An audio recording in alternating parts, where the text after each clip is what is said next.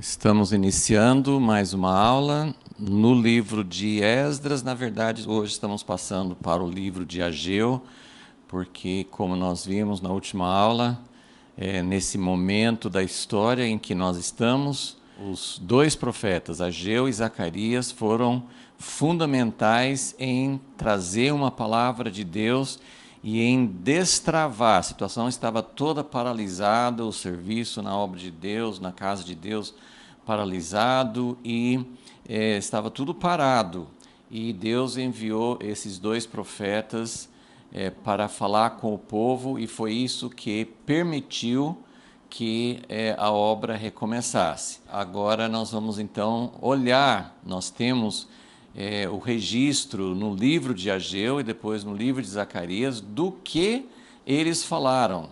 Nós vemos exatamente o que eles falaram para levar o povo para recomeçar a obra, qual foi a mensagem de Deus para eles. Então vamos orar, vamos pedir que o Senhor nos ajude a entender, a receber a palavra de Deus para nosso tempo. Senhor, nós te agradecemos por tua palavra, te agradecemos por todos os passos históricos, por tudo que o Senhor fez naquela época tão importante. Isso nos encoraja e nos ensina como nós devemos agir nos dias de hoje. Nós queremos realmente entender que tempo é. A pergunta que vem pela mensagem do profeta Ageu. Em que tempo nós estamos? Que momento nós estamos? Nós queremos entender isso para saber quais são as tuas prioridades e como nós podemos ser encorajados, repreendidos, exortados para fazer aquilo que está realmente no teu coração. Pedimos isso em nome de Jesus. Amém. Então, eu vou só lembrar desse diagrama da aula passada para a gente se situar historicamente. Nós vimos aqui que houve um decreto de Ciro para voltar de Babilônia. Eles chegaram na terra, lançaram os fundamentos, mas depois no capítulo 4 de Esdras eles enfrentaram oposição, aparecendo de várias maneiras, até no início os inimigos querendo ajudar no trabalho de reconstrução da casa de Deus, mas depois trabalhando para impedir, para desanimar, para fazer com que eles sentissem medo. Eles usaram desânimo, intimidação, dando dinheiro, propina para pessoas em autoridade, para fazer tudo para parar. Então nós temos esse período de 16 anos em que a obra parou. Isso nós não sabemos com precisão esse tempo, mas foi mais ou menos isso, 16 anos. Então, nesse momento, eu estou voltando a visualizar esse tempo aqui, porque quando nós começarmos a ver o livro de Ageu, ele vai falar um pouco sobre o que vinha acontecendo.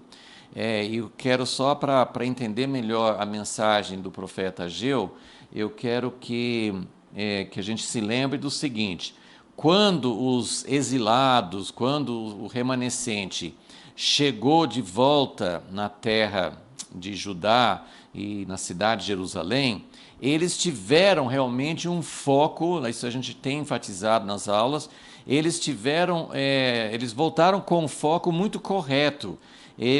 Mais do que a reconstrução da casa deles, do que eles se estabelecerem, do que eles trabalharem para ter a sua própria base financeira, econômica, fazer as plantações, se estabelecer na terra depois de tantos anos fora.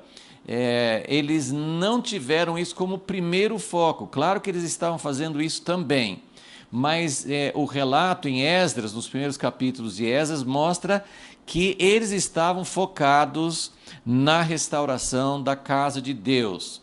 Então eles começaram com o altar, celebraram festas, lançaram os fundamentos da casa de Deus. Então eles ficaram muito focados corretamente na casa de Deus. E isso era realmente a prioridade de Deus. Desde o decreto de Ciro, tudo estava voltado para isso. Vocês vão voltar para reconstruir a casa de Deus. Só que aí, com essa oposição, eles pararam, se desanimaram e nós vamos ver o que aconteceu. No livro de Ageu vai mostrar um pouco o que aconteceu nesses 16 anos em que o trabalho parou. Então, por isso que eu queria mostrar essa linha do tempo, mais uma vez, para a gente poder visualizar e entender que realmente houve um período de 16 anos. Então, quando o profeta Ageu e depois também o profeta Zacarias, quando eles profetizaram, eles estão aqui nesse ponto do ano 520, no capítulo 5, eles estão nesse momento em que agora tem um novo rei, novo imperador, Dario. Ele está no segundo ano apenas do reinado dele, e Deus enviou os dois profetas para encorajar, primeiro para repreender, para exortar e para dizer que era para eles continuarem trabalhando, ok? Então, com isso, vamos então direto para o livro de Ageu, profeta Ageu. É um livro bem curto, tem 2 páginas na minha Bíblia, 2 capítulos, 38 versículos ao todo. Então, assim, é um livro muito curto. Tem livros na Bíblia que tem um capítulo só, mas que tem mais ou menos esse tamanho também. Então, é um dos livros mais curtos da Bíblia. Algumas pessoas, nós não sabemos nada sobre o Ageu. Acho que eu já mencionei que Zacarias, às vezes os profetas menos conhecidos, pelo menos falam o nome do pai. Joel, o profeta Joel, filho de alguém. Zacarias, filho de Ido. Ageu não tem nem o nome do pai dele, então nós não temos nenhuma informação. Ele foi muito cuidadoso. Esse livro de Ageu, nesses 2 capítulos, tem 4 mensagens que ele coloca. Ele fala assim, no primeiro versículo ele fala: no segundo ano do rei Dario, no 6º mês, no primeiro dia do mês. Então, ele especifica o ano, o mês e o dia. E ele faz isso em cada uma das 4 palavras que ele deu. E essas 4 palavras, todas foram dadas num espaço de alguns meses. Ele começa, a primeira palavra dele foi no 2º ano, no 6º mês. Depois, no capítulo 2, ele recebe outra palavra de Deus no mesmo ano, no 7º mês. E depois ele recebe mais 2 palavras no mesmo dia, capítulo 2, versículo 10, 24º dia do 9º mês. Então nós temos espaço assim de, acho que nem não chega a ter 7, 8, 9, uns 3 meses. Os 3 meses de espaço de tempo entre a primeira e a última palavra. E a 4ª palavra no mesmo dia, capítulo 2, versículo 20. 24 dias do 9º mês. Então, ele tem 4 palavras apenas que ele recebeu, que ele registrou, e foram todas dadas no espaço de algumas semanas, de alguns poucos meses. Então, nós não sabemos nada sobre ele. Existem assim, muitos estudiosos, muitos comentadores, eles acham que Ageu era um homem mais idoso, mas a gente não tem nenhuma prova disso. A ideia de que ele pudesse ser um homem mais idoso é porque no capítulo 2, versículo 3, ele fala: quem há entre vós, dos sobreviventes, que viu esta casa na sua primeira glória? Então ele faz essa pergunta: quem de vocês viu essa casa antes de ser destruída, a primeira casa, o primeiro templo?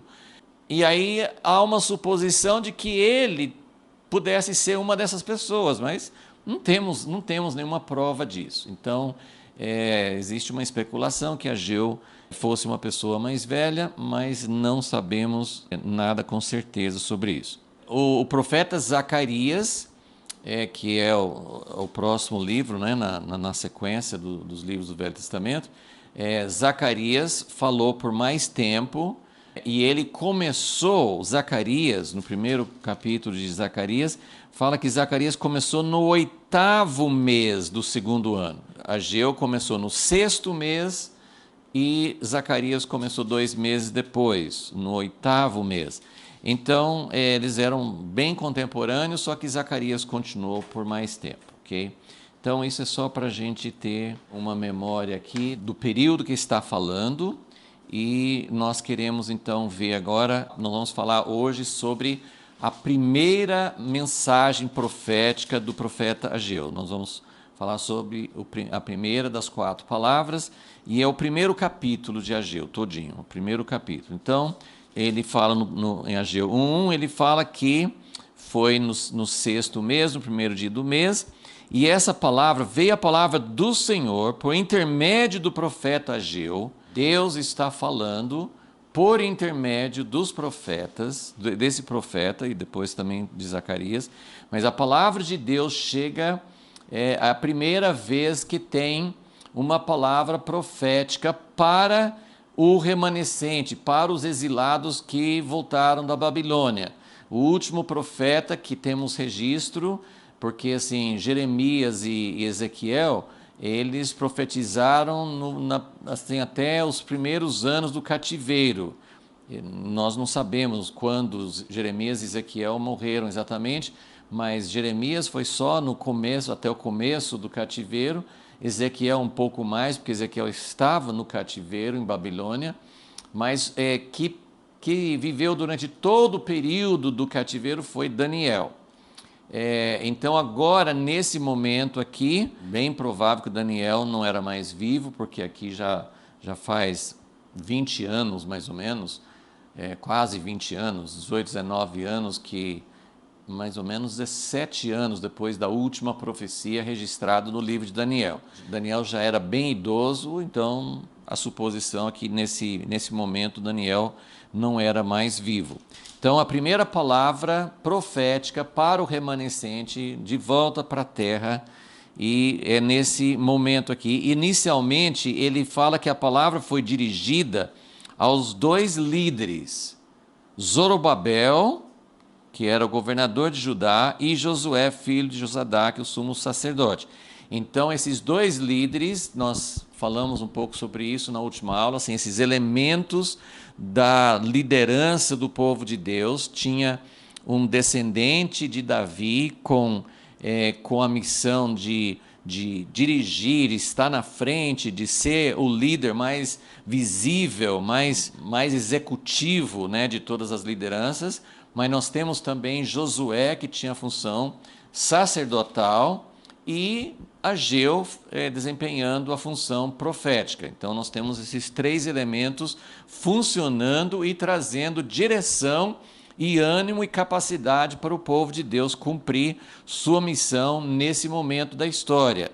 Então, como é importante na restauração, nesse ponto da restauração, não era importante que Zorobabel se tornasse um rei. Nesse momento da história não ia acontecer, e não era o ponto importante para Zorobabel sentar no trono de Davi. Não era esse momento no plano de Deus para isso. Mas ele estava exercendo sua função de líder, isso é importante.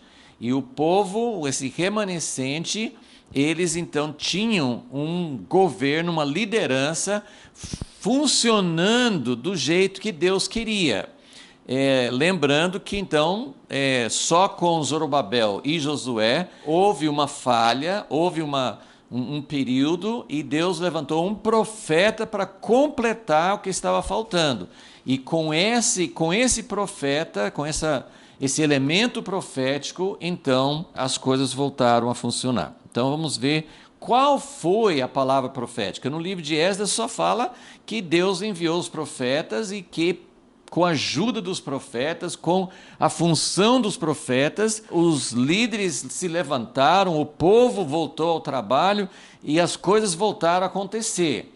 Então, o livro de Esdras só fala isso, mas aqui em Ageu e depois em Zacarias nós vamos ver qual foi a mensagem, que palavra mágica os profetas falaram que deu esse resultado. E realmente é muito raro entre os profetas, principalmente os livros proféticos, mas mesmo, eu mencionei isso, mesmo Elias, um profeta poderoso, mas ele não viu os resultados que ele queria. O povo não voltou, não se arrependeu, não teve o resultado que Deus queria. Mas esse momento na história é um momento que o povo estava mais preparado, eles tinham sido mais tratados durante o cativeiro, eles estavam mais atentos, como nós vamos ver aqui. Eles receberam a palavra. Então, aqui a palavra profética surtiu efeito, deu resultado realmente. A palavra inicial, a palavra que Ageu trouxe, foi uma palavra de repreensão. Então, vamos ver o que é que Deus quis falar com eles. Então, versículo 2, Ageu 1, versículo 2. Assim diz o Senhor dos Exércitos: este povo diz, não veio ainda o tempo em que a casa do Senhor deve ser edificada. Então, Deus está chamando atenção e ele começa dizendo o que é que o povo está dizendo. Parece que nem eram os líderes que tinham tomado essa decisão. Mas a palavra é dirigida aos dois líderes, mas Deus está falando, olha, este povo, o povo que estava ali com o foco certo até esse momento, até o momento da oposição, 16 anos antes disso, eles estavam engrenados, eles estavam sintonizados, eles estavam com o coração certo.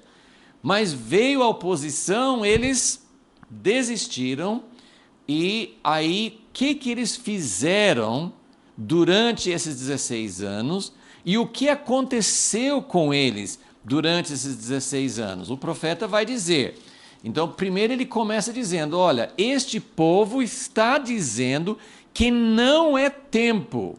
E essa conclusão é uma conclusão importante. Nem sempre é tempo de fazer certas coisas. Claro que sempre, se a casa de Deus está em ruínas desde 70 anos antes, quase 70 anos antes, se a casa de Deus está em ruínas, isso é uma prioridade. Quando a gente imagina Daniel orando lá na Babilônia 3 vezes por dia, e certamente outros faziam a mesma coisa, mas Daniel orava 3 vezes por dia. Como que eram essas orações? Com a janela aberta em direção a Jerusalém. Porque Salomão tinha pedido a Deus, falou assim, Deus, coloca teu nome aqui. E quando o povo orar, ou orar neste lugar, ou voltado para esse lugar, na oração de Salomão em 1 Reis 8. Então, quando Daniel estava orando, ele estava orando em direção a Jerusalém, porque era lá, era na direção, na terra, para onde Deus tinha colocado o seu nome. Quando a gente ora, muitas vezes a gente eleva os olhos, se possível a gente olha para o céu, a gente pensa em Deus no céu. Mas Deus tinha colocado o nome dele num lugar na terra. Então o povo, depois de Deus escolher Jerusalém, depois de ter a casa de Deus em Jerusalém, depois da casa de Deus ser inaugurado, ser abençoado, dedicado a Deus, de acordo com a oração de Salomão, o nome de Deus estaria naquela casa, porque ele falou assim, Deus, eu sei que o Senhor não pode habitar em toda a tua plenitude nessa casa, mas coloca o teu nome aqui. E ele disse que mesmo que a casa não estivesse, que eles olhassem para esse lugar. Então, mesmo a casa sendo destruída, o nome de Deus, mesmo Ezequiel vendo a glória de Deus indo embora, mas era uma oração não só Deus está lá em Jerusalém, mas Deus permitiu que a casa dele, que a cidade dele fosse destruída. Então, pela própria oração de Daniel no capítulo 9, Daniel 9, ele orava para que Deus voltasse, para que Deus abençoasse novamente, para que o seu nome, o seu santuário estivessem em Jerusalém. Então, mesmo no cativeiro, as pessoas fiéis, as pessoas que continuavam amando a Deus, essas pessoas estavam com a casa de Deus no seu coração. Era uma prioridade. Deus, restaura a tua casa, volta a sorrir, volta a abençoar Jerusalém, para que a presença de Deus pudesse estar em Jerusalém e abençoar toda a nação e toda a terra. Essa é a ideia. E nós vamos ver aqui no livro de Ageu, tão curto, ele vai mostrar várias coisas sobre a importância da casa de Deus, não só naquele momento histórico, mas na escatologia, no cumprimento, na consumação do plano de Deus. Então, essa pergunta, essa afirmação do povo, dizendo, olha, nós enfrentamos muita oposição. Então o povo começou a falar assim, eu acho que não chegou a hora. A gente precipitou, a gente começou antes da hora.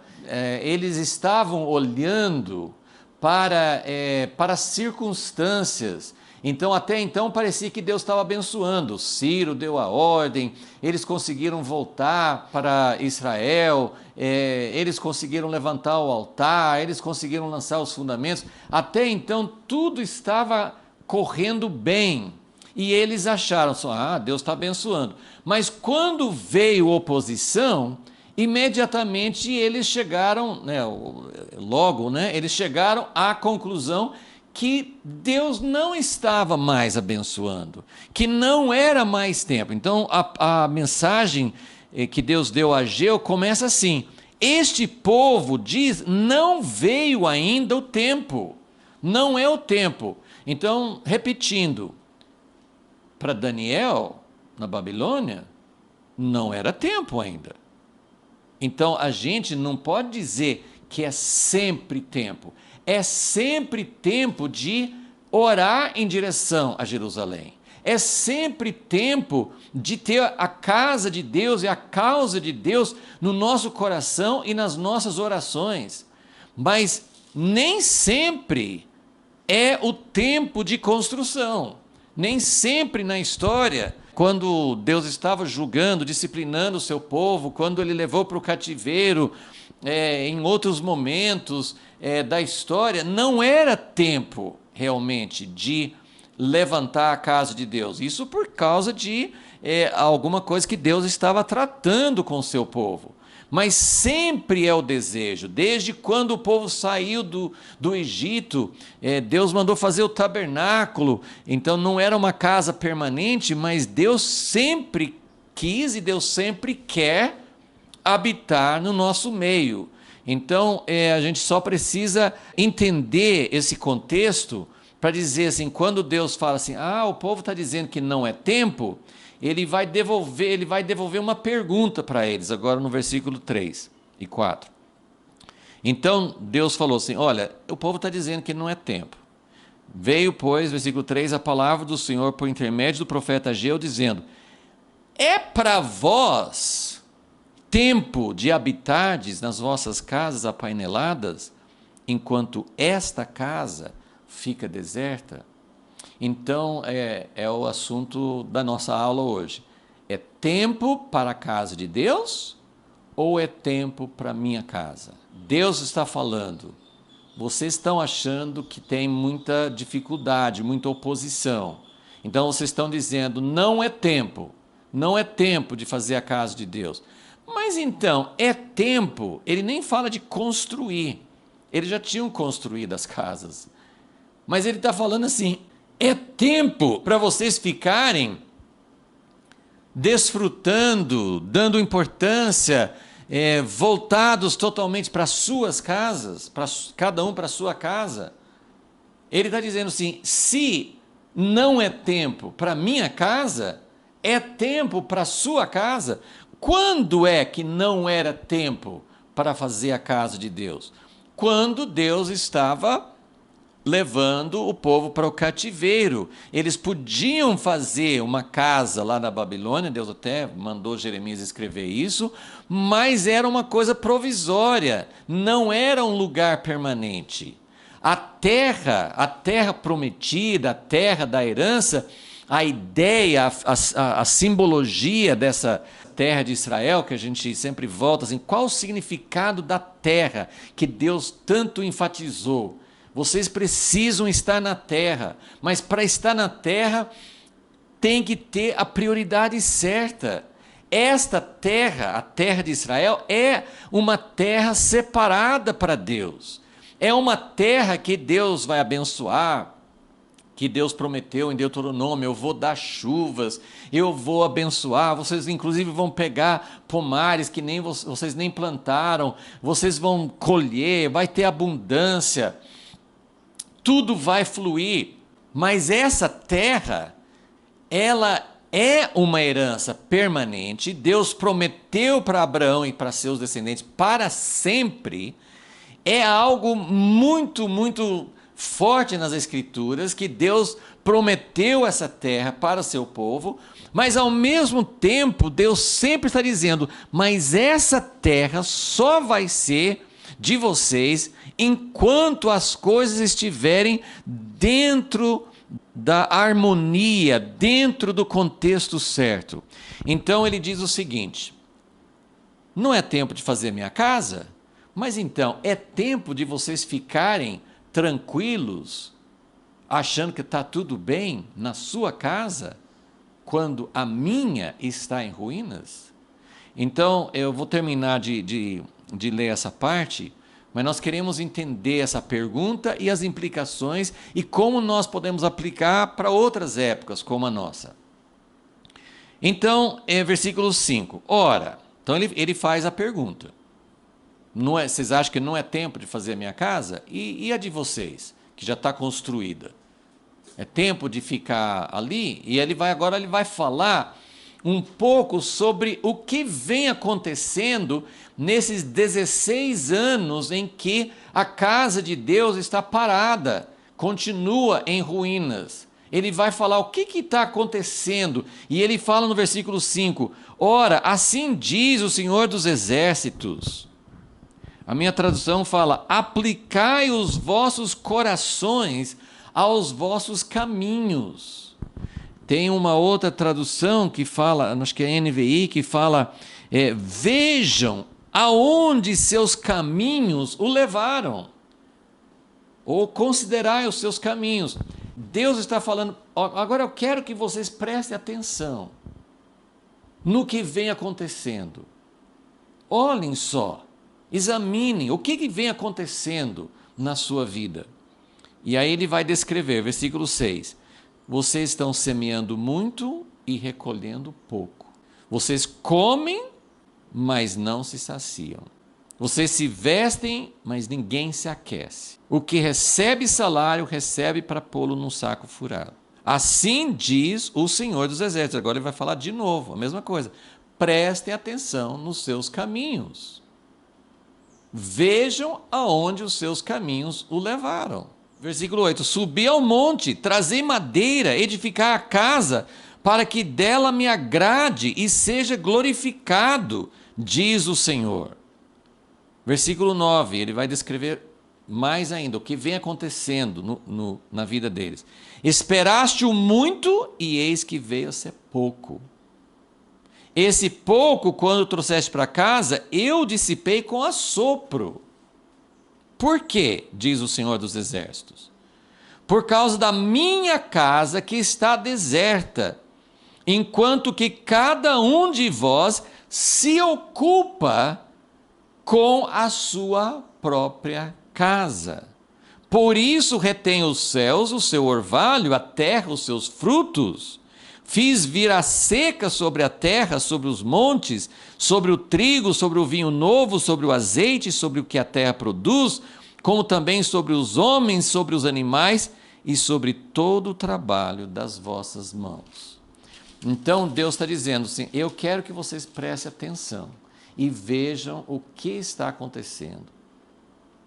Olhem para o fruto, vejam o que está acontecendo. Então, eu fiz um diagrama aqui só para a gente visualizar. Eu gostaria até de pensar numa ilustração, mas às vezes você tem, por exemplo, um carro, a mecânica de um carro, de um automóvel. Às vezes você tenta resolver outras coisas, o carro não anda, assim, anda mal, alguma coisa no carro não funciona bem. Você pode trocar pneus, você pode fazer pintura, você pode arrumar por dentro, você pode encher o tanque de combustível, mas se tiver uma coisa, tem várias coisas no carro que pode representar isso, né? Mas se você tem um aspecto, se não tiver a vela, se você não tiver alguma coisa funcionando corretamente na mecânica do carro, nada vai adiantar. O que Deus está falando é isso.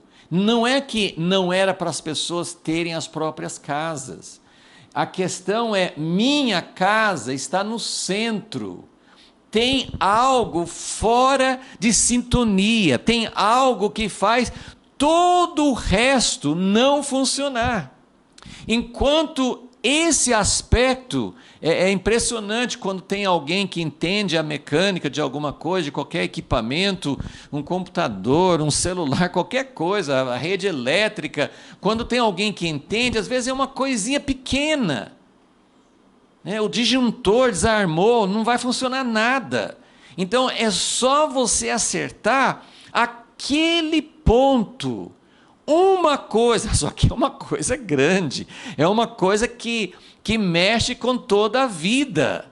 Jesus disse: buscar em primeiro lugar o meu reino. Se você colocar a coisa certa no lugar certo, tudo vai funcionar. Então, olha o que o profeta está dizendo. Vocês estão com a sua própria casa no centro. E o que aconteceu? Está havendo seca, está havendo falta das coisas. Vocês estão sofrendo perdas. Eu queria achar uma palavra, não consegui nem achar a palavra assim. Nem sei se existe, mas esse versículo 6, Ageu 1:6, ele está dizendo que, ele falou de seca, mas quando você tem uma seca e não chove, então aí não tem como fazer plantação, não tem como colher, nada vai dar fruto. Mas é interessante que no versículo 6, ele fala que eles estão semeando, só que não dá fruto. Eles comem, eles têm comida, mas a comida não sacia. Eles têm roupa, mas a roupa não cumpre sua função. Eles ganham salário, mas o salário vai embora. Então, eu não sei se existe uma palavra, eu estou procurando, eu queria achar uma palavra assim, tem palavras como frustração ou insucesso, mas a ideia é que nada rende. A ideia realmente é de um salário, você tem um salário, mas você coloca numa bolsa furada. Então, ele entra lá, mas some. E isso retrata a vida de muitas pessoas. Então, por exemplo, se você nem tem emprego, se você está passando falta, tem algo muito sério acontecendo. Mas às vezes a pessoa tem dinheiro, tem casa, tem as coisas, mas nada funciona. O que a pessoa faz vai embora, não dá certo. A pessoa investe, mas aquilo não dá certo, o dinheiro some, aquilo que você faz não produz fruto. Então, tem um aspecto em que até as coisas que você tem, elas não geram resultado. Uma pessoa que tem uma própria empresa, um próprio negócio, e entra dinheiro, mas não dá para nada funciona, não consegue administrar. Então a ideia tem uma coisa no centro, tem uma coisa essencial, tem uma coisa fundamental fora dos eixos. Então ele fala assim, olha, se você mudar esse centro, se você tirar o centro da sua própria casa e colocar o centro na casa de Deus, então tudo vai acontecer de uma forma diferente.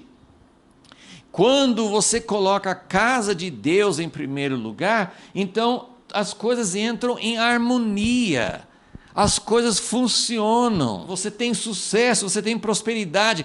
Essas palavras são meio meio suspeitas, né? Quando a gente fala, né, o cristão precisa ter sucesso, precisa ter prosperidade, muita coisa, né? Muitas pregações, muitas linhas de pensamento têm distorcido a verdade. Até mesmo quando a gente fala, esse outro profeta que foi bastante tempo depois de Ageu, o último profeta do Velho Testamento foi o profeta Malaquias, e ele tem aquela palavra muito famosa, né, que sempre é pregado sobre os dízimos, né, porque Malaquias também fala sobre a casa de Deus. Ele fala assim: vocês não estão trazendo mantimento para a minha casa. Então ele fala sobre quando não coloca a casa de Deus no centro, então, ou seja, a pessoa não dá o dízimo e aí tudo dá errado, tem maldição, as coisas não acontecem, né? E aí a gente tem essa ideia que tem sido muito propagada, que é uma espécie de troca. Então, você dá 10%, você contribui, muitas igrejas pregam, traz o dinheiro para a causa de Deus e tudo vai dar certo na sua vida. Essas palavras, a maneira de aplicar essas palavras é um pequeno desvio, porque está na Bíblia. Ageu está falando isso, Malaquias falou isso. Se você colocar a prioridade certa, Jesus falou: buscar em primeiro lugar o reino de Deus e todas as outras coisas serão acrescentadas. Então Deus não está falando assim: vocês têm que ser escravos, têm que me servir e passar falta. Vocês vão passar falta e trazer mantimento para a minha casa. Deus não quer que a gente passe falta. Mas não é essa troca. E não é assim, eu dou 10% do meu dinheiro, um pouquinho mais, um pouquinho menos, mas eu dou mais ou menos 10% do meu dinheiro e eu estou cumprindo isso aqui. Isso, no Antigo Testamento, muitas vezes tinha um padrão mais exterior, mais visível. Mas a nova aliança mostra que tem algo que é muito além dos 10%. E o que Deus realmente quer é o coração. Ele não quer os 10%, ele não precisa dos 10%. O que nós damos para a obra de Deus do nosso bolso é muito importante dar. Mas nós precisamos sair dessa ideia de troca, ou de comprar o favor, ou que Deus exige alguma coisa. Isso traz uma ideia muito errada de quem Deus é. Deus não está falando, Deus não quer a prioridade da sua casa só para dizer eu que sou. Claro, Ele é o primeiro, Ele é o mais importante. O que Deus quer é para o nosso bem. E o que Deus quer é o propósito original no Jardim do Éden. Se o homem estiver com Deus por perto, todas as coisas fluem. Nós vamos ter um paraíso na terra. Isso é o objetivo. Deus voltar a ter seu reino na terra. Então tem algo maravilhoso que Deus quer que aconteça, mas não é uma espécie de Deus cobra, Deus tem que pagar para Deus, tem que apaziguar. Nós damos para Deus porque nós queremos. Olha o que diz em Ageu 1, versículo 8. Subi ao monte, trazei madeira, edificai a casa. Então está dizendo, parem de ficar parados na sua casa, cuidando só das suas coisas, e busque madeira, vão atrás da madeira, faça uma casa, e o que ele diz? Para que dela me agrade. Nossa tarefa, nosso objetivo é fazer com que Deus sinta atração, para que Ele se sinta atraído por nós, para que o nosso sacrifício, a nossa oferta a Deus seja um cheiro suave. Essa coisa de troca, essa coisa de dar alguma coisa para Deus para que eu possa ser beneficiado, isso não é o coração que agrada a Deus. Deus se agrada quando nós simplesmente queremos que Deus sinta prazer e desejo de habitar entre nós. Agora, se Deus está habitando, se Deus vem para perto de nós, todas as coisas vão fluir. Aquilo que estava fora não funcionando, não dando resultado, vai passar a entrar em harmonia, tudo começa a funcionar novamente, não por causa de uma moeda de troca, mas porque Deus nos fez para que houvesse parceria, harmonia, e a ideia é sempre voltar para a Trindade, para entender que o Pai, ele não dá as coisas para o Filho para que o Filho possa dar para ele. O Pai dá para o Filho porque o Pai ama o Filho. Então ele não tem segundas intenções. Mas o Filho dá para o Pai porque também ele não está procurando aprovação ou algum retorno. Ele dá para o Pai porque ele quer agradar o Pai e sabe que tudo veio dele. Então, a relação com o Espírito Santo, a mesma coisa. O desejo, o coração deles é o mesmo. Eles querem um mesmo propósito. Eles trabalham para o bem comum.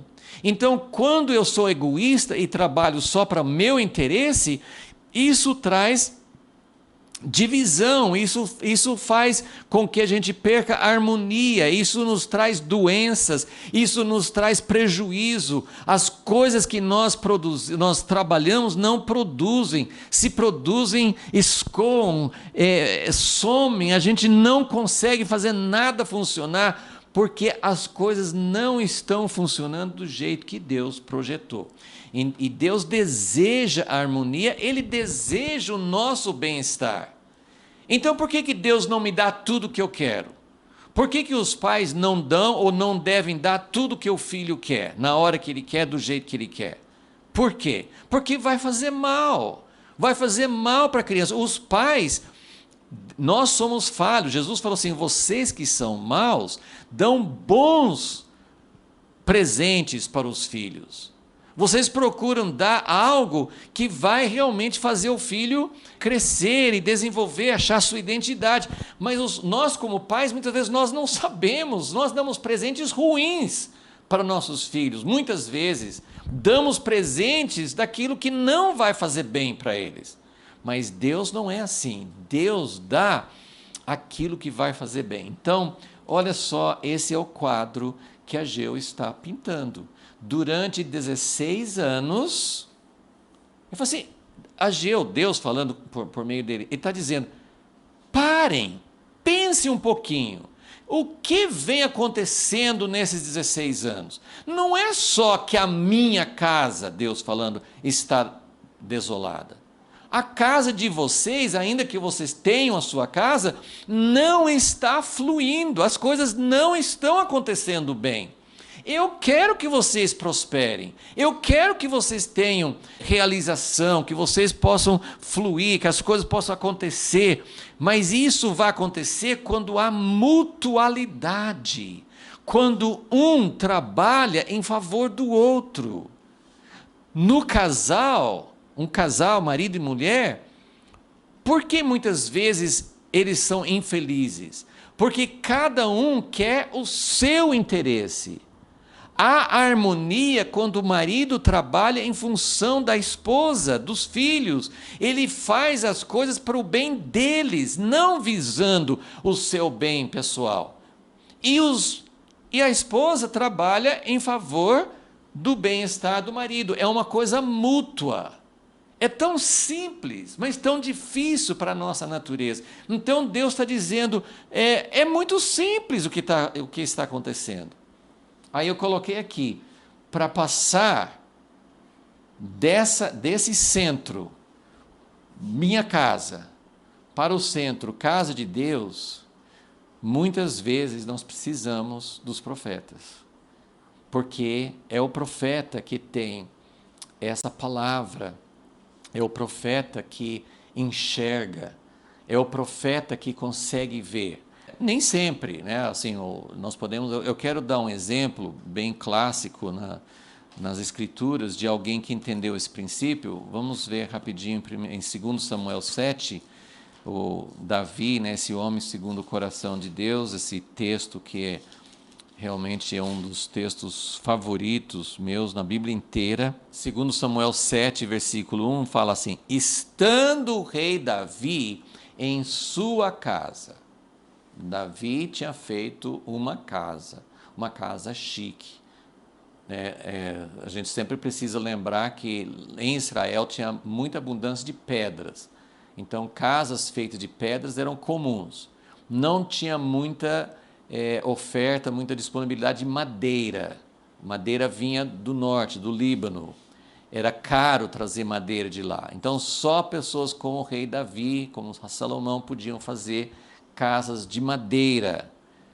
Mas o rei Davi, ele estava em sua casa, Deus tinha dado a ele descanso de todos os seus inimigos em redor.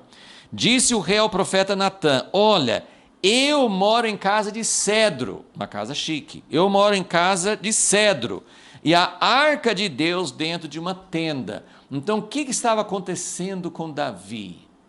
Deus não mandou, Deus não ordenou, e muitas vezes Deus não tem problema no fato de alguém ter, nós estamos falando de casa própria, não é só casa física, mas seu futuro, sua estabilidade financeira, trabalhando para edificar a sua casa. A casa de cada um é muito importante para Deus.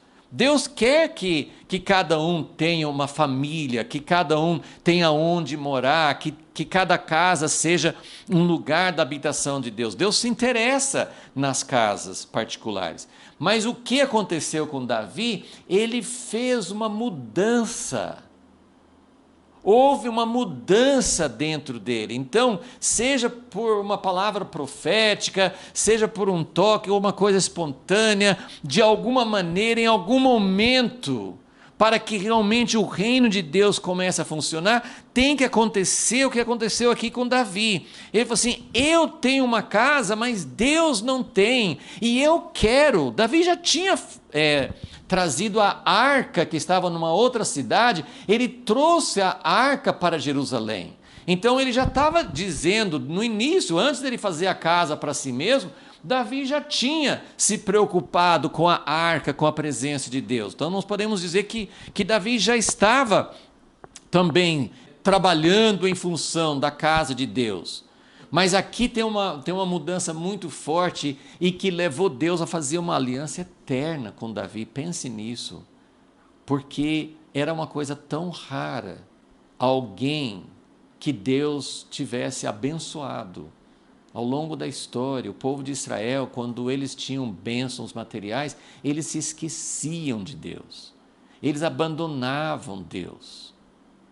E Deus estava esperando esse momento de Davi, quando Deus tinha cumprido todas as suas promessas, colocou Davi no trono, deu vitória sobre os inimigos, deu tudo, deu descanso, ele tinha tudo feito, ele chegou ao topo, ele alcançou, chegou lá. E Davi falou assim, falou com o profeta: olha só, eu tenho uma casa maravilhosa, eu fiz a minha casa, mas Deus não tem a casa. Então, essa preocupação de querer fazer uma casa para Deus. Por que fazer uma casa? A gente pode ficar preso no detalhe de que Deus não habita numa casa material. Davi quis fazer uma casa, Deus falou assim: eu não posso morar numa casa. Não importa. O que é importante para Deus, o que é importante para nós, é que Davi queria que Deus morasse perto dele. Ele queria uma casa para Deus. Se Deus habita na minha casa, na minha comunidade, se Deus está presente, se Deus tem prazer, se nós estamos preocupados em fazer com que Deus sinta prazer conosco,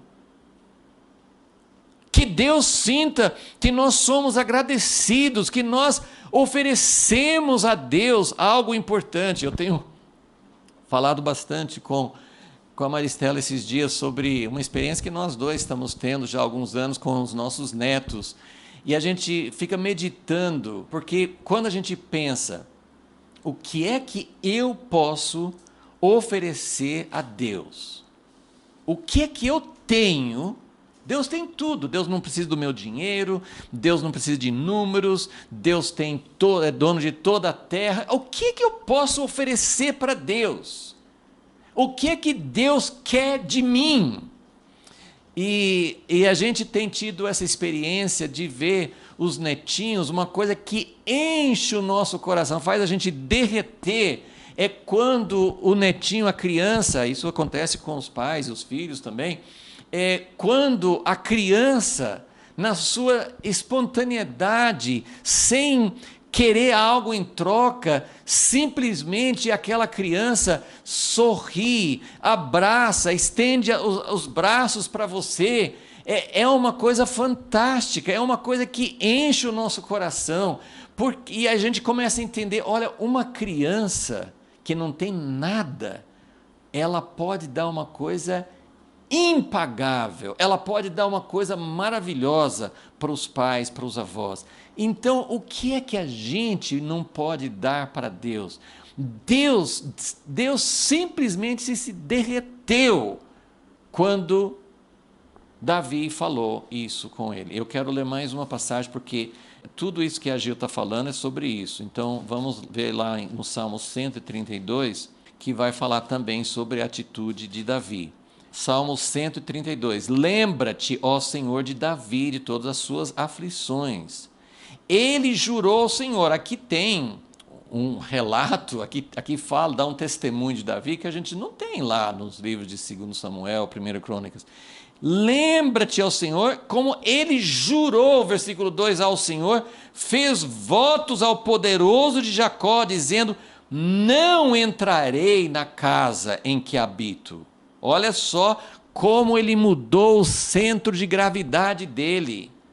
Não entrarei na casa em que habito, não subirei ao leito em que durmo, não darei sono aos meus olhos, nem repouso às minhas pálpebras, enquanto não achar lugar para o Senhor, uma morada para o poderoso de Jacó. Então, isso aqui sintetiza, é esse tipo de atitude. Eu queria muito que eu e você entendêssemos que quando Deus fala que a casa de Deus em primeiro lugar, quando Deus fala, como é que vocês estão desperdiçando tudo? Malaquias fala a mesma coisa, em Malaquias 3, vocês estão ganhando dinheiro para colocar no saco furado, e vocês não têm a bênção de Deus sobre a sua vida. Não é uma troca, não é uma compra, não é você dar um valorzinho para você viver o resto da sua vida para você mesmo. Deus está falando de um coração.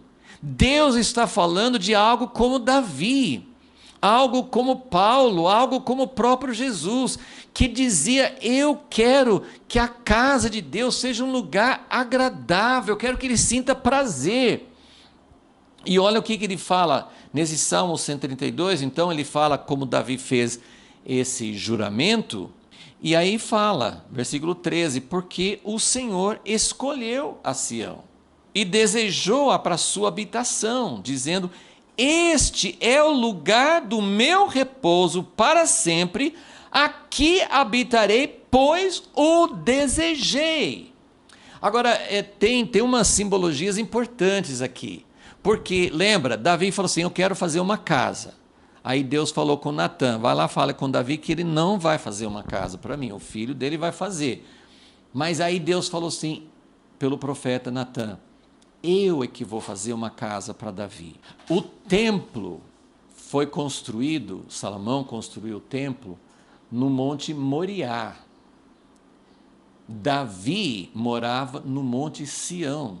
Davi disse, eu não vou dar descanso, eu não vou desfrutar da minha casa. Quando ele fala assim, eu não vou entrar na minha casa, não vou subir ao leito, não vou dar sono aos meus olhos, ele está dizendo, eu não vou desfrutar, eu tenho uma casa.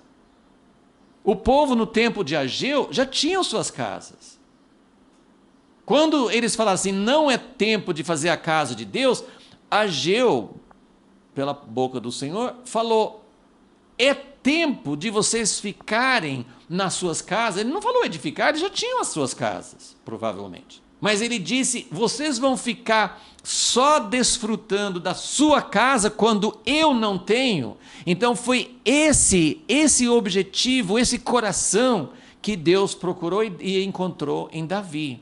E aí Deus fala, no versículo 13, né, de Salmo 132, ele fala: o Senhor escolheu a Sião, não Moriá.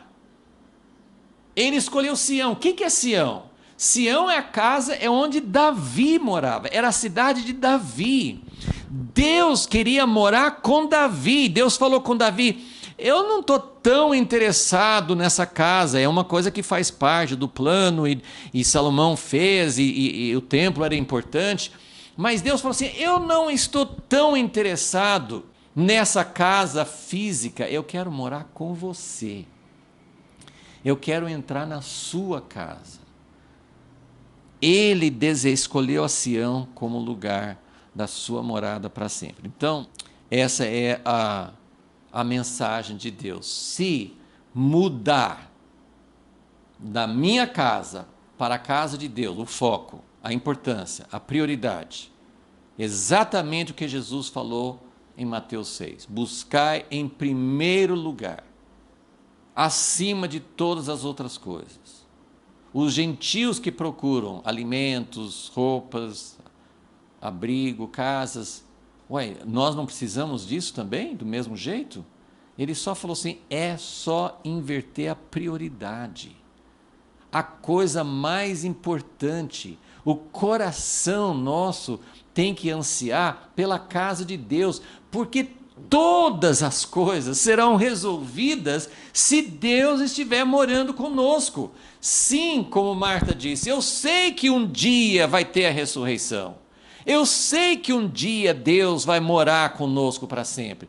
Sim, mas Ele pode habitar conosco agora. O Espírito Santo vem para habitar e para preparar a habitação.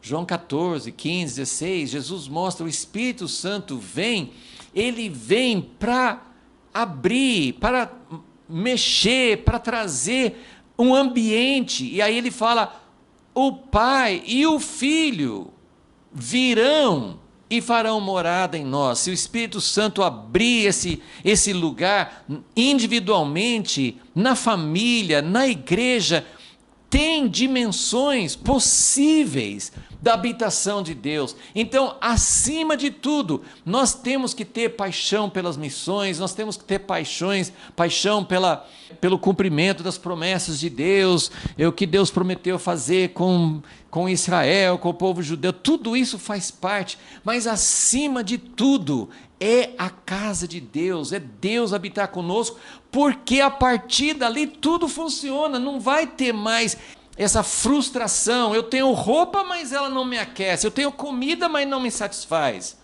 Eu tenho salário, mas vai tudo embora. Pode ser que isso seja uma verdade até materialmente, ou pode até ser que você consegue se satisfazer com sua comida, com sua roupa, com sua casa, com seu trabalho, mas tem uma insatisfação mais profunda. Porque, acima de tudo, nada daquilo realmente satisfaz. Então, acima de tudo, tem um anseio, tem um desejo para aquilo que Deus está falando, a chave de tudo, toda a harmonia, tudo começa a funcionar. Claro que nós não desfrutaremos de uma harmonia perfeita nesta vida, mesmo achando esse lugar de satisfação a Deus, mesmo esse lugar que Davi estava falando. Eu preciso ler mais um texto de Davi, porque ele fala sobre como ele tinha esse entendimento da casa de Deus. No Salmo 51, que é aquele salmo de arrependimento de Davi, no final do capítulo, ele fala sobre o que é feito na casa de Deus. Se oferece sacrifícios, Então, Davi fala, no Salmo 51, ele fala sobre os sacrifícios. Ele fala, versículo 17, Salmo 51, 17, os sacrifícios para Deus são espírito quebrantado, um coração quebrantado e contrito não desprezarás, ó Deus. Abençoa Sião, segundo a tua boa vontade. Edifica os muros de Jerusalém, é isso que vai acontecer em Esdras e Neemias. Então, te agradarás dos sacrifícios de retidão, dos holocaustos e das ofertas queimadas, então sobre o teu altar se oferecerão novilhos. Miqueias 7 tem aquela passagem tão conhecida. O que Deus deseja de você, homem? Que você tenha um coração de compaixão, de hesed, de realmente aquilo que agrada o coração de Deus. Então, a nossa maior paixão, a nossa obsessão tem que ser realmente um lugar para a presença de Deus, um lugar onde Deus se sente à vontade, um lugar onde Deus tem prazer. Isso vai trazer a presença de Deus para perto de nós e tudo vai funcionar. Nós vamos agradar a Deus e Deus vai fazer com que todas as coisas funcionem, não para comprar nosso coração com um tipo de troca, mas porque essa é a dinâmica da Trindade, essa é a dinâmica da comunhão com Deus. Essa é a dinâmica verdadeira da família, da comunhão na igreja. Eu faço as coisas não visando um retorno, um lucro, uma vantagem para mim. Eu faço as coisas porque realmente eu desejo o bem-estar, a felicidade e a bênção da outra pessoa. Isso vai fazer com que as coisas comecem a fluir. Vamos só ver como termina essa história do primeiro capítulo. Primeira palavra do profeta Ageu. Estamos no versículo 12, Ageu 1, versículo 12. Então ouviu, então Ageu deu essa palavra, então ouviu Zorobabel, filho de Sealtiel, e Josué, filho de Josadaque, sumo sacerdote, todo o resto do povo, não foram só os dois líderes que ouviram, todo o resto do povo. Lá no livro de Esdras, ele usa muito a palavra os exilados. Falamos sobre isso, né? É o grupo de exilados, não são os que estão lá em cima, os que têm posição de poder, são os exilados.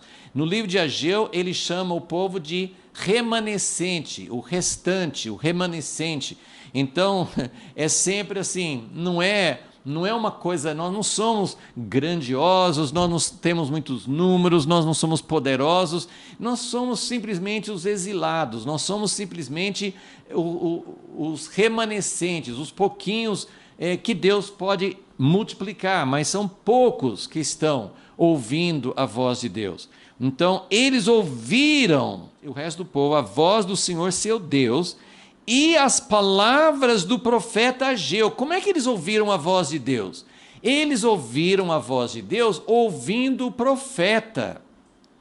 Nós não dependemos sempre de ouvir um profeta, mas Deus pode e continua desejando enviar um profeta para nós. Deus fala por meio dos profetas. Eu considero que não estamos ouvindo verdadeiras vozes proféticas, pelo menos na maioria dos casos. A gente nós não estamos ouvindo esse som claro. Mas Deus pode e quer falar conosco. Só que precisa ter sensibilidade. Como é que o povo sabia que Ageu estava falando uma palavra de Deus? Ele não tinha efeitos, ele não tinha milagres, ele não tinha alguma coisa assim, um brilho no rosto, ele não tinha algo para provar que ele estava falando por Deus. Para ouvir a voz de Deus, a gente tem que estar atento, a gente tem que ter sensibilidade, a gente precisa ter uma capacidade de dizer, puxa, isso tem o som de Deus. Quando alguém envia um recado, se é uma esposa, um marido, um filho, um pai, uma mãe, só pelo tipo do conteúdo da palavra, você sabe se foi aquela pessoa ou não. Então nós precisamos saber qual é o tom, qual é a natureza de Deus. Precisamos saber que palavra é essa que Deus, se realmente é Deus, se é genuíno que Deus está falando. E eles perceberam as palavras do profeta Ageu, como o Senhor seu Deus o tinha enviado. E temeu o povo diante do Senhor. Aqui também eu quero parar só um instante para falar sobre temor. Porque em todo, nós chamamos o Primeiro Testamento, o Velho parece que nem tem validade mais, já caducou, não. É o Primeiro Testamento. Então toda essa primeira etapa que vai até a vinda de Jesus, nós temos muitas vezes essa palavra temor. Essa palavra, o povo temeu diante do Senhor. Então o profeta Ageu, ele entregou uma palavra. Ele não estava falando assim de um monte de castigo, ele estava falando do que já estava acontecendo. Ele estava dizendo, vocês estão vivendo com o centro na sua própria casa e está acontecendo isso. Pensem, considerem, olhem para o que está acontecendo. Se vocês conseguem ver, então entendam que precisa fazer essa mudança. Então, eles ouviram a palavra do profeta Ageu e eles sentiram temor.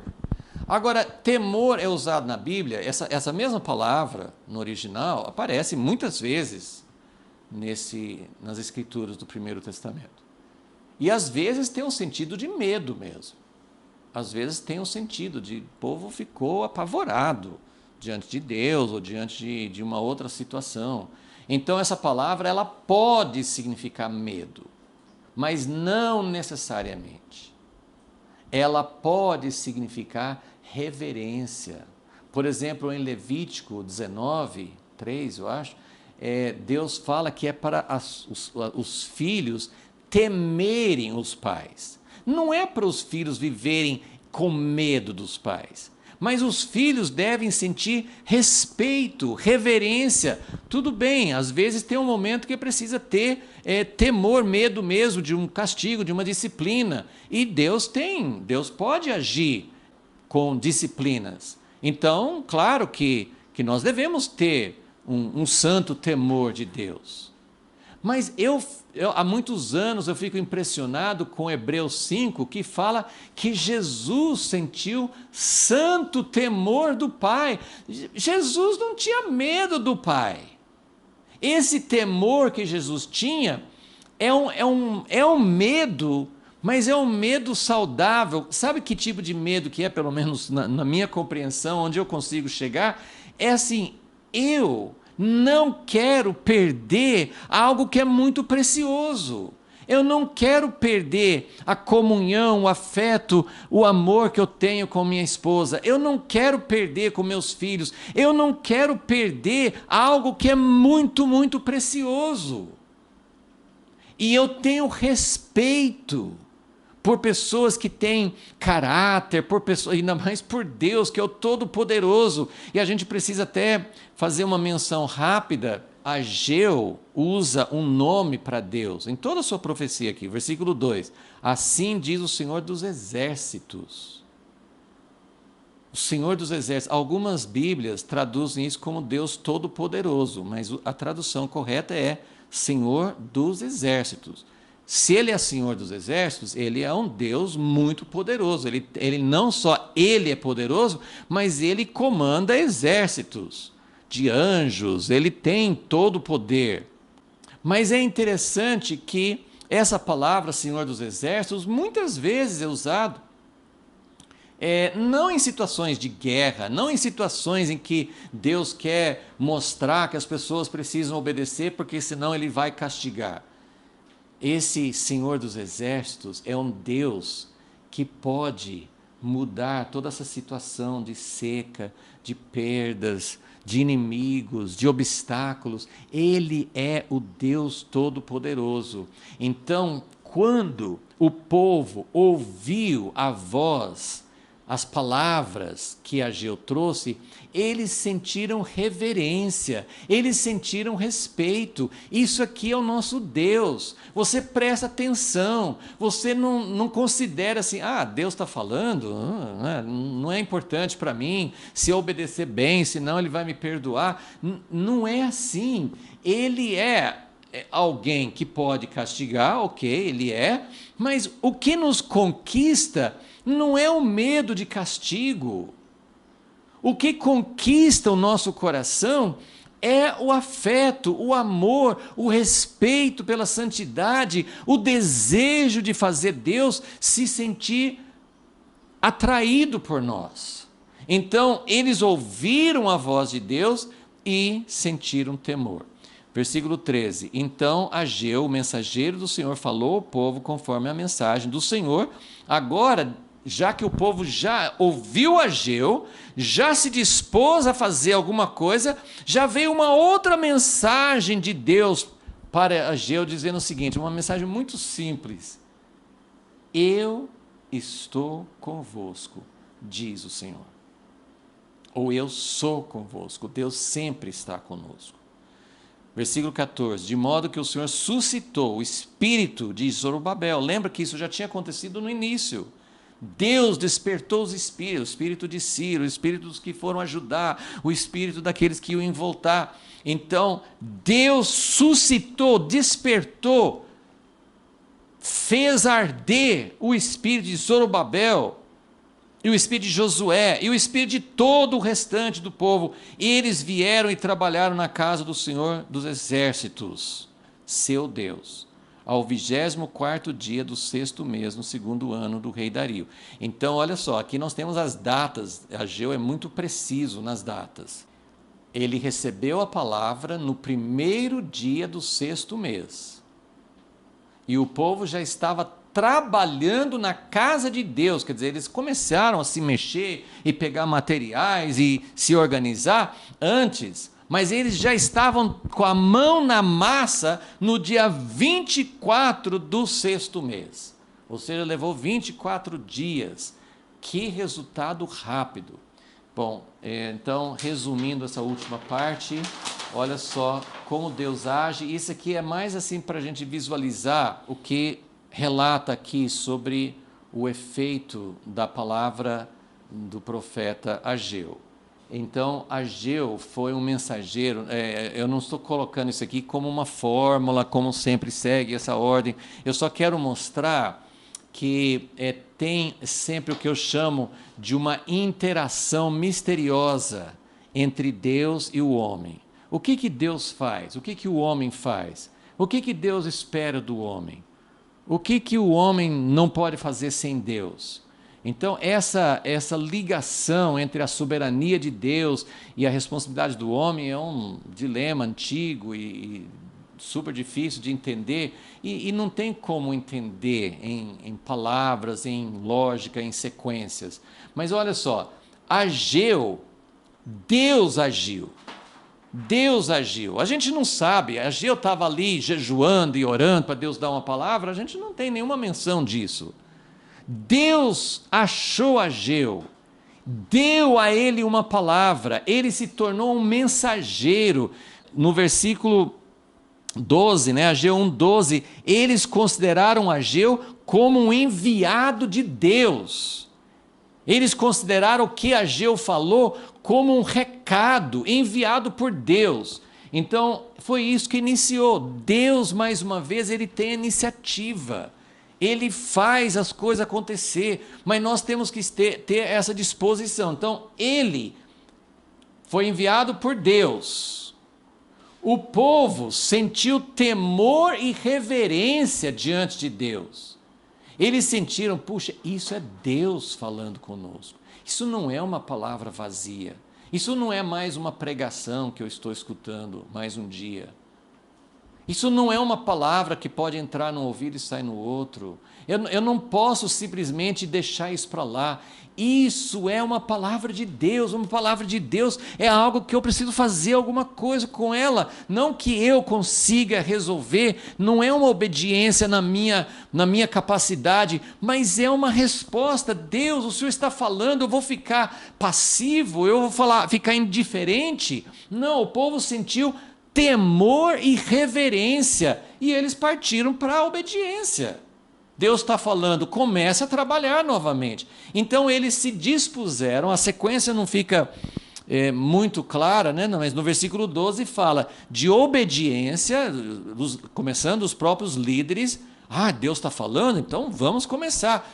Não tinha mudado, eles não podiam falar, vou esperar a circunstância mudar. Eu vou esperar não ter mais oposição. Não. Deus está dizendo, essa oposição que aconteceu 16 anos antes, não era um sinal de que não é tempo. Não é tempo. Esse povo está dizendo que não é tempo. Eles não tinham algo que dissesse não é tempo. Existem outros momentos na história que vão dizer não é tempo. Mas quando Deus já tinha dado a confirmação, Deus já tinha mostrado que era, eles enfrentaram oposição e interpretaram não é tempo. E Deus está dizendo, não era para falar isso. E Deus está falando assim, não é para vocês ficarem com o centro na sua casa, está dando tudo errado. Coloca o centro na minha casa, comece a trabalhar novamente. Então eles se dispuseram. E quando eles se dispuseram, versículo 14 diz que o Senhor despertou. Houve um despertamento, antes do despertamento, versículo 13, Deus confirmou com a palavra, eles se dispuseram a obedecer, e Deus falou assim, vá, eu estou com vocês, pode ir na frente, pode fazer nas coisas, não se importem com oposição, eu estou com vocês. Há momentos em que as circunstâncias vão nos mostrar, não vá em frente, porque Deus não está abençoando. E há outros momentos que Deus vai dizer, pode ir em frente, porque eu estou dizendo que é tempo de edificar a casa de Deus. E Deus aí deu essa confirmação, eu estou com vocês. E com isso, houve um despertamento. O povo não voltou para o trabalho com cabeça baixa, com medo, por obrigação, se eu não for, Deus vai castigar. Não, esse despertamento é algo que faz a pessoa ter motivação. O despertamento é motivação. Eles voltaram para o trabalho com aquela motivação original. Isso é realmente algo de Deus. Então, nós temos aqui essa primeira palavra do profeta Ageu, uma coisa maravilhosa, e que Deus começou a trabalhar e a trazer, ele destravou a situação paralisada e as coisas começaram a andar novamente. Nós precisamos de Deus para começar algo, e nós precisamos de Deus, muitas vezes até para dar continuidade, principalmente quando entram muitos fatores que nos desanimam, nos desmotivam. Nós precisamos de Deus, nem que seja um profeta falando, não era para ter parado, vocês estão cuidando da sua própria casa, quando era para cuidar da minha, mas essa palavra profética trouxe motivação e ajudou o povo a fazer a alteração.